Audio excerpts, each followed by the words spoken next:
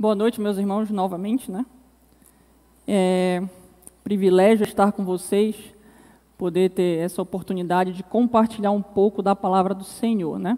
Então, convido você, sem mais delongas, a abrir sua Bíblia comigo na carta de Paulo aos Colossenses. Carta de Paulo aos Colossenses, no capítulo 3. Nós vamos nos ater hoje ao versículo 13. Mas, a nível de contextualização, nós vamos ler a partir do 12. Então, Colossenses 3, capítulo 3, versículo 12 e versículo 13. Diz o seguinte: portanto, como eleitos de Deus, santos e amados, revistam-se de profunda compaixão, de bondade, de humildade, de mansidão, de paciência. Suportem-se uns aos outros e perdoem-se mutuamente, caso alguém tenha motivo de queixa contra outra pessoa. Assim como o Senhor perdoou vocês, perdoem também uns aos outros. Vamos orar nesse momento. Senhor Deus, Pai, muito obrigado pela Tua palavra, Senhor. Muito obrigado porque estamos diante da Tua palavra eficaz, Deus. Te pedimos que nesta noite, Senhor, aplique essa palavra em nossos corações, que o Senhor nos santifique, Pai, nela, e que possamos sair daqui, Pai, pessoas diferentes do que entramos, Senhor. Agora, Pai, eu te peço que as palavras da minha boca e o meditar do meu coração sejam agradáveis a Ti, em nome de Jesus. Amém. Bem, a nível de introdução, quando eu era criança, quando eu era bem criancinha mesmo, alguns finais de semana eu costumava passar ali na casa da minha avó, né? Costumava ia para a casa da minha avó, encontrava os meus primos. E quando a gente se encontrava, a gente costumava brincar na rua nesses dias, até já de tarde, né? Até por volta das 5, 6 da tarde. E quando dava esse horário em específico, eu e os meus primos, a gente retornava para casa, a gente tomava um banho, comia um café com pão, né? E voltávamos para a rua. Só que agora, quando a gente voltava para a rua, a gente não ia brincar novamente com as outras crianças. Na verdade, a gente ficava sentado na porta de casa, arrumadinho, cheiroso, conversando sobre os mais diversos assuntos que criança pode imaginar, né? Obviamente, obrigados por nossa avó. Só que algo me chamou a atenção certo dia. Certa vez, a gente brincou, tomou banho e tudo mais, eu perguntei para minha avó, porque toda vez que a gente terminava de brincar, tomava banho e, enfim, se arrumava, ela pegava essa nossa roupa suja e colocava para lavar, né? E nos dava roupas novas para vestir. Então, diante dessa situação, eu perguntei à minha avó por quê, isso eu questionando ela, por que eu não poderia utilizar a roupa que eu estava utilizando antes? Por que eu não poderia vestir novamente a roupa que eu estava usando para brincar na rua? E a resposta dela foi muito clara e muito lógica. A roupa estava suja por causa do que eu havia feito. Eu estava me jogando na rua, me jogando no chão, provavelmente. Mas estava suja e eu estava limpo. Eu tinha acabado de tomar banho. Logo, por estar limpo, era necessário usar roupas que fossem coerentes com esse meu novo estado, esse meu estado pós-banho, né? Limpo. Então, esse novo estado, ele trazia consigo algumas implicações também, implicações práticas para a minha vida. Por exemplo, eu deveria ficar sentado e comportado. Depois que eu tomasse banho e lanchasse, eu poderia até ir para a rua, mas eu deveria ficar sentado e comportado. Se eu quisesse, como eu falei, ir para a rua, eu não poderia nem pensar em me jogar no chão de novo ou brincar de qualquer coisa que fosse para não me sujar, porque eu já estava limpo. Então, ainda que a minha avó me obrigasse a fazer dessa forma, ainda assim, infelizmente, ao final do dia, eu ia lá e me sujava de novo. E uma ideia semelhante a essa que o apóstolo Paulo, ele trabalha na sua carta aqui aos Colossenses. Aqueles irmãos aqui que recebem essa carta, eles haviam sido transformados ao receberem a Cristo em suas vidas. Ou seja, eles estavam unidos com Cristo e agora viviam um novo estado de vida. Eles haviam recebido uma nova natureza. Porém, essa natureza trazia consigo implicações práticas para a vida deles também.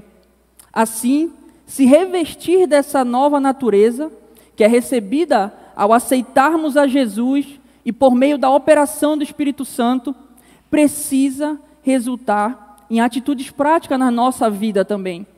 E hoje, nós vamos aprender um pouquinho de algumas dessas atitudes, aqui no versículo 13 da carta de Paulo aos Colossenses.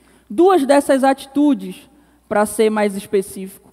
E já indo então para o nosso texto, para o nosso primeiro ponto, e a primeira atitude também é a atitude de suportar. Nós devemos suportar. E está aqui na parte A do versículo 13. Convido você a ler comigo novamente, apenas a parte A. Diz o seguinte: suportem-se uns aos outros.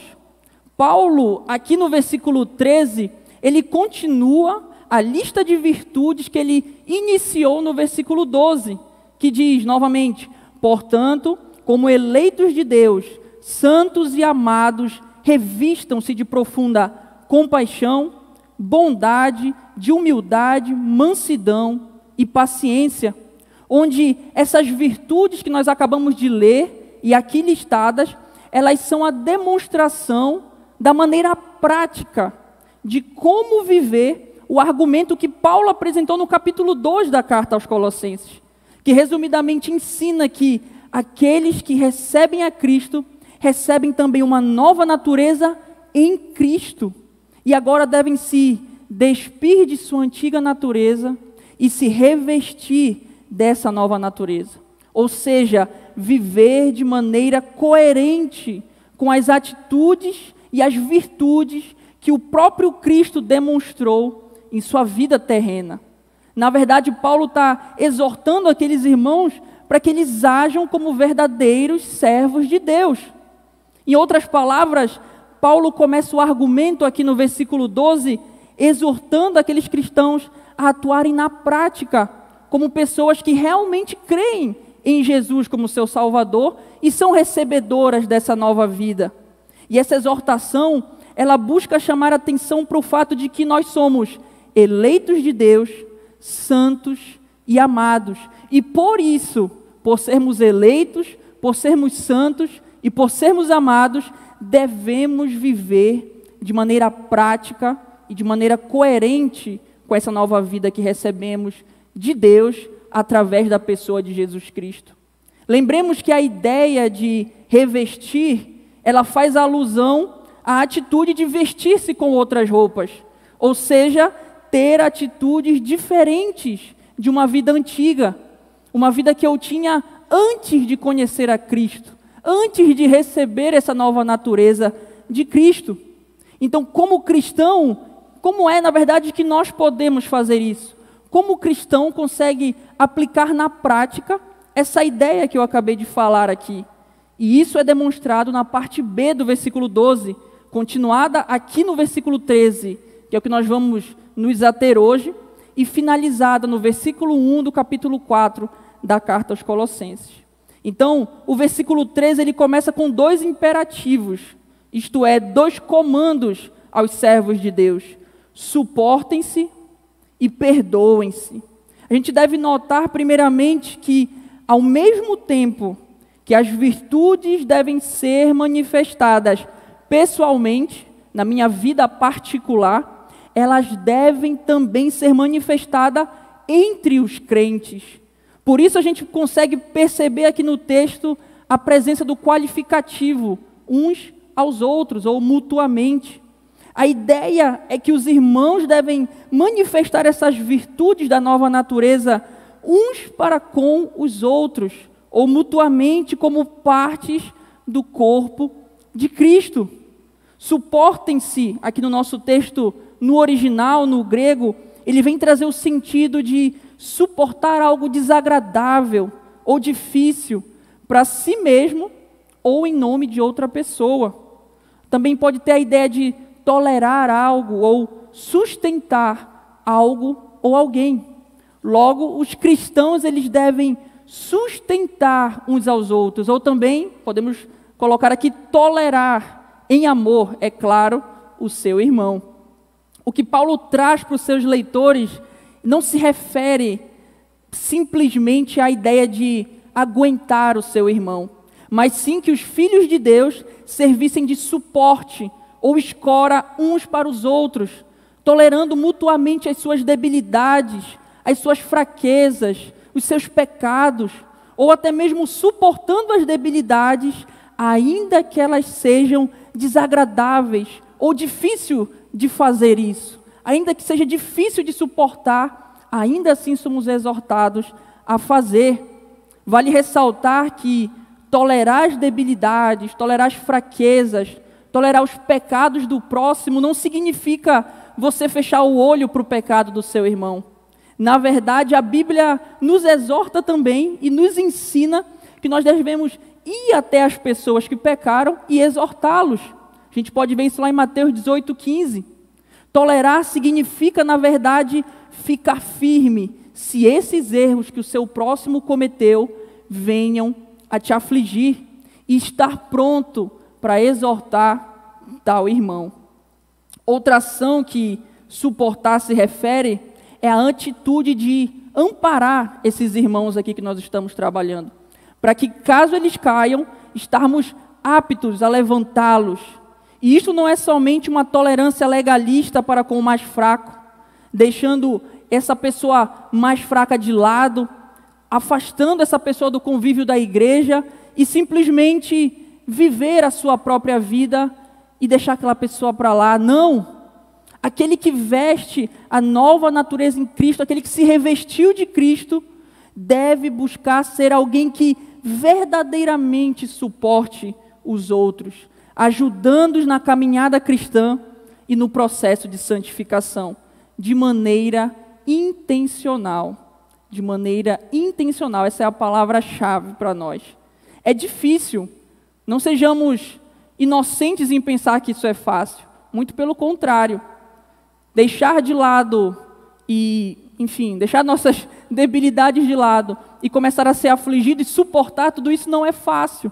Mas a verdade é que é difícil, mas não é impossível. E deve ser feito, porque a palavra de Deus nos comanda a fazê-lo. O apóstolo Paulo, na sua carta aos Romanos, ele registra o seguinte: nós que somos fortes, devemos suportar as debilidades dos fracos e não agradar a nós mesmos. Romanos 15:1. Uma ideia semelhante também que Paulo expressa está lá na sua carta aos Filipenses, que ele diz: não façam nada por interesse pessoal ou por desejos tolos de receber elogios, mas sejam humildes e considerem os outros superiores a vocês mesmos. Que ninguém procure somente os seus próprios interesses, mas também os dos outros. Filipenses 2, versículos 3 e 4. Conta-se uma história que uma menina chinesa, ela estava levando uma criança de aproximadamente 2 anos de idade ali nas suas costas. E quando alguém vê aquela cena, vê aquela criança carregando uma criança ali, de certa forma, grande ou pesada, a pessoa se compadece e vai até a menina ali, vendo que ela estava encurvada com o peso da carga, e pergunta a ela: não acha que é pesado, menina, essa carga que você está levando? E a resposta da criança nessa história foi admirável. A criança disse: não, Senhor, não pesa, é o meu irmão. Não, Senhor, não pesa, é o meu irmão. E diante disso tudo fica o questionamento para nós: como você tem vivido diante dos seus irmãos? Será que você tem buscado suportar os mais fracos na fé e tentado mantê-los firmes no caminho do Senhor? Ou será que o seu próprio interesse tem prevalecido? Será que você tem tolerado em amor aqueles que pensam ou agem diferente do que você pensa e do que você pensa que é correto agir?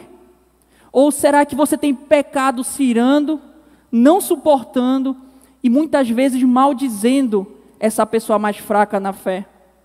Que Cristo possa sondar e revelar as profundidades do nosso coração nessa noite. Alguns conselhos práticos para nós de como suportar ou tolerar em amor os nossos irmãos e ajudá-los também a crescerem espiritualmente. Primeiro, busque viver em harmonia e comunhão dentro e fora da igreja, sendo humilde e amoroso para com essas pessoas, muitas vezes mais fracas na fé. Segundo, se coloque à disposição para ouvir, ajudar e incentivar os mais fracos na fé a crescerem no caminho do Senhor. Terceiro, esteja atento às necessidades dos mais fracos. Talvez uma palavra, uma oração, talvez. Ore a Deus pedindo que Ele mesmo amadureça os mais fracos na fé. Ore também a Deus pelos mais maduros, pelos mais fortes, pedindo que o Senhor os solidifique e os capacite cada vez mais. Façamos tudo para que o reino de Deus cresça e avance nesta terra. Amém? O segundo ponto e a segunda atitude que nós podemos perceber aqui no texto é a atitude de perdoar. A primeira nós vimos foi suportar e agora nós vamos ver a atitude de perdoar. Está aqui na parte B do versículo 13. Vamos ler novamente. E perdoem-se mutuamente. Caso alguém tenha um motivo de queixa contra outra pessoa, assim como o Senhor perdoou vocês, perdoem também uns aos outros. Então, continuando no versículo 13, a gente vai analisar agora o segundo imperativo presente aqui. Perdoem-se mutuamente. Então, somado ao comando de suportar uns aos outros, Paulo mostra também que outra implicação prática de um cristão que se revestiu da nova natureza em Cristo é o perdão. A ideia que o apóstolo Paulo trabalha aqui é que se algum cristão tem um motivo de queixa, e essa palavra queixa que tem no sentido original uma reclamação, uma falha encontrada, uma culpa, se qualquer cristão tem um motivo de queixa, esse cristão deve perdoar a pessoa que lhe causou isso. Se algum cristão tem algum motivo de reclamação contra outra pessoa, e aquela outra pessoa lhe causou isso, nós somos exortados a exercer perdão, ainda que a outra pessoa não queira, ou esteja endurecida para isso. Mas começa de dentro de nós. Somos exortados a perdoar, ainda que tenhamos um motivo de queixa.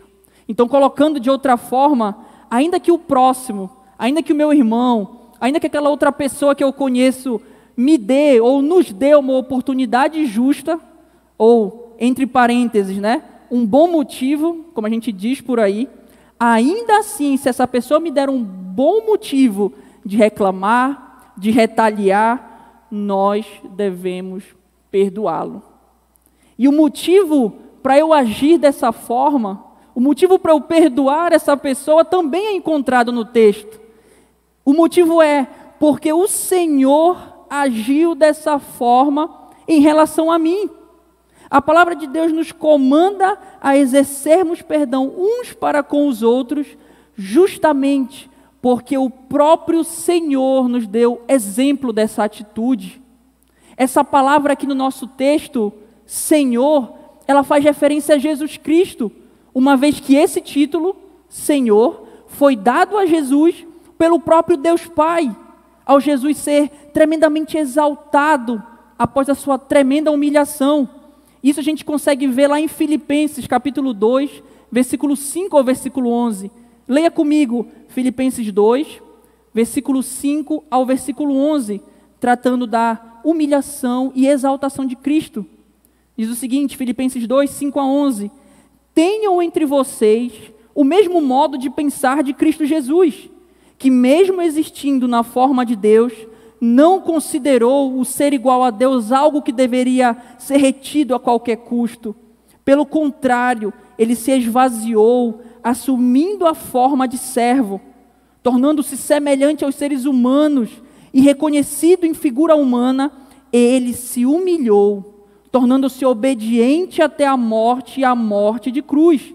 Por isso também, Deus o exaltou de sobremaneira e lhe deu um nome que está acima de todo nome, para que o nome de Jesus se dobre todo o joelho nos céus, na terra e debaixo da terra, e toda língua confesse que Jesus Cristo é Senhor, está aqui o termo, Jesus Cristo é Senhor para a glória de Deus Pai.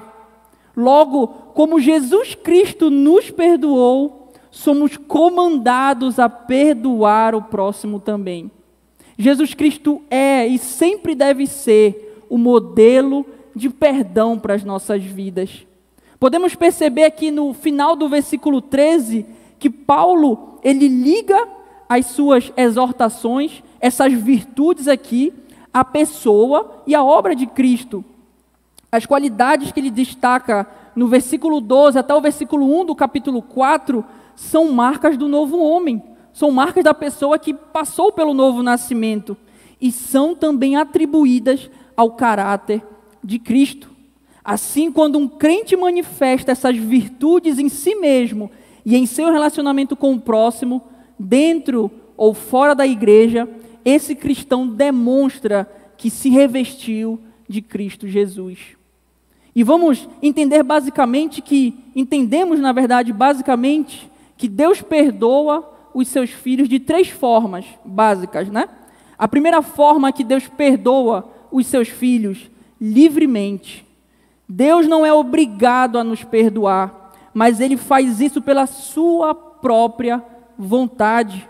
Ele não hesita ou não demora quando nós pedimos perdão a Ele. A segunda forma que Deus nos perdoa é inteiramente. Ele perdoa as nossas ofensas de maneira total e eficaz.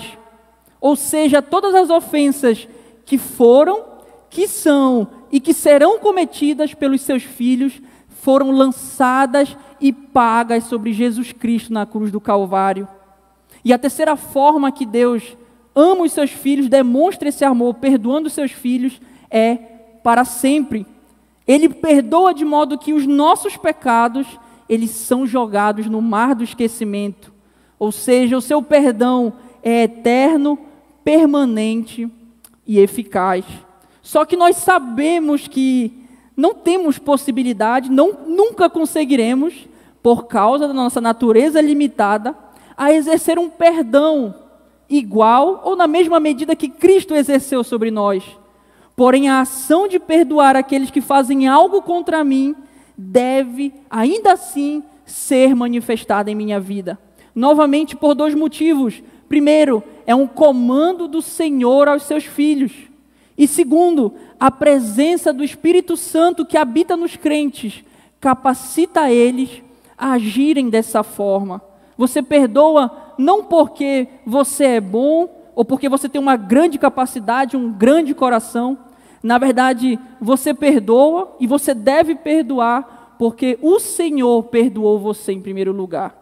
E uma boa ilustração acerca da verdade do perdão que Deus exerce sobre as nossas vidas e a nossa responsabilidade em perdoar o nosso próximo está na parábola do credor incompassivo. Muitos de nós conhecemos essa parábola, né?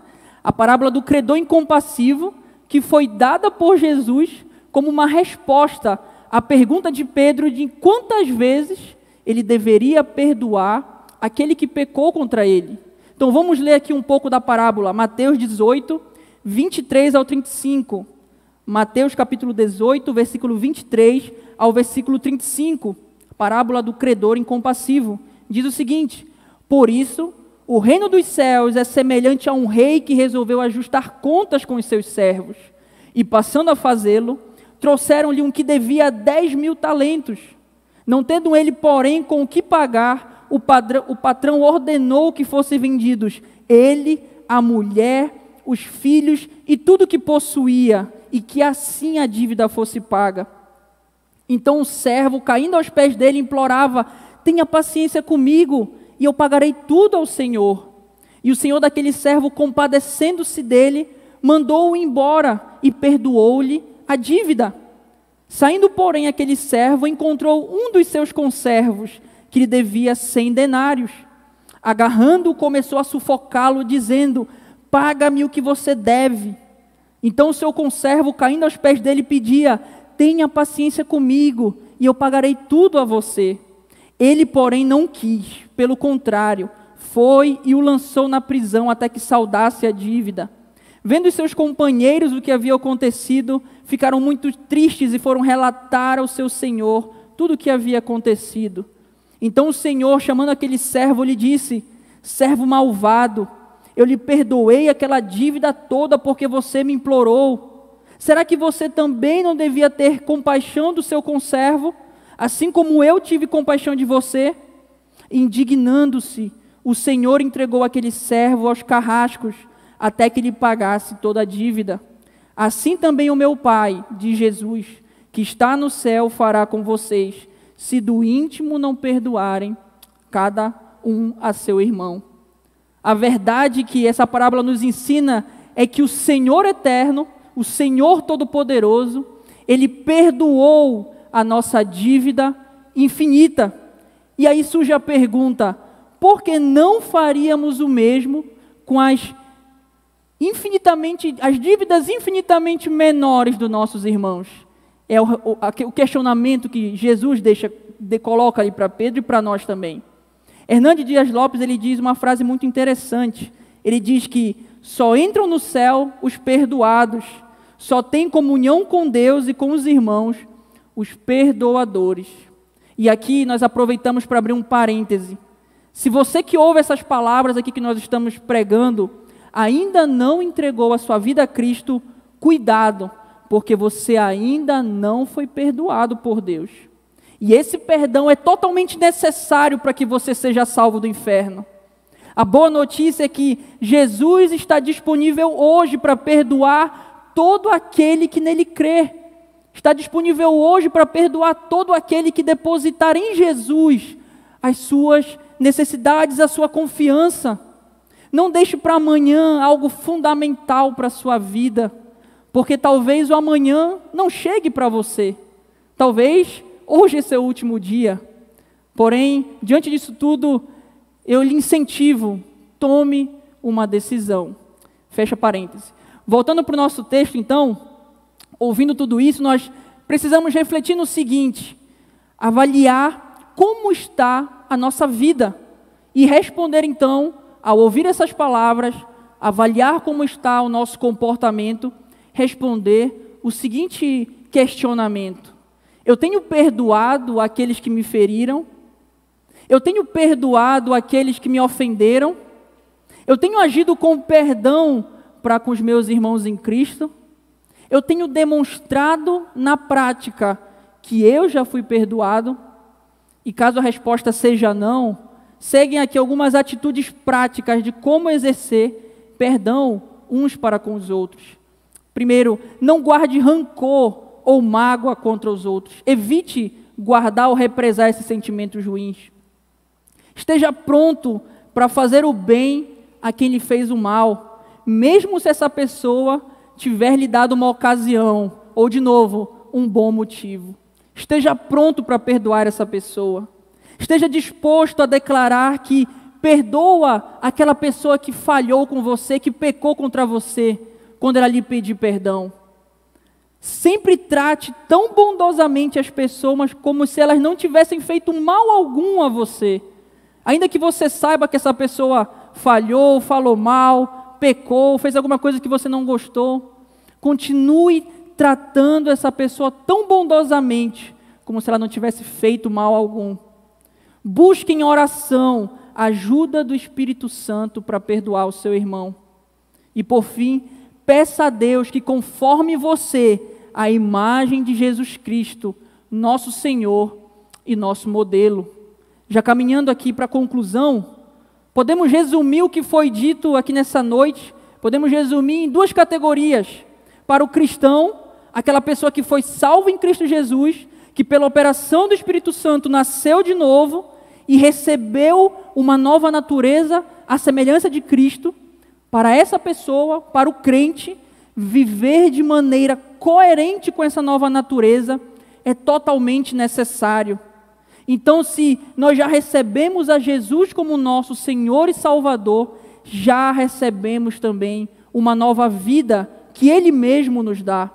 E o nosso papel como seus servos, como o apóstolo Paulo também ensina, é nos despir de nossa antiga natureza e nos revestir da natureza de Cristo.